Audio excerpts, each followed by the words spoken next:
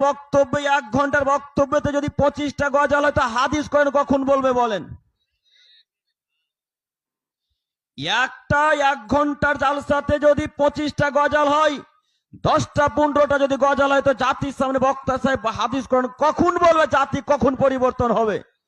আজ পর্যন্ত আপনি একটা মানুষকে দেখান যে হুজুরের ওই গজলটা শোনার পর একটা মানুষ নামাজ ধরেছে? কেউ দেখাতে পারবেন? একটা গজলে প্রমাণ দেখান যে এই গজলটা শোনার পর ওই মুরব্বী সাহেব দাড়ি ছেড়েছে, একটা প্রমাণ দেখান।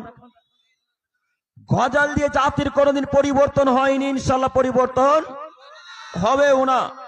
গজল দিয়ে পরিবর্তন হয় না, হাদিস কোরআন দিয়ে পরিবর্তন করতে হবে।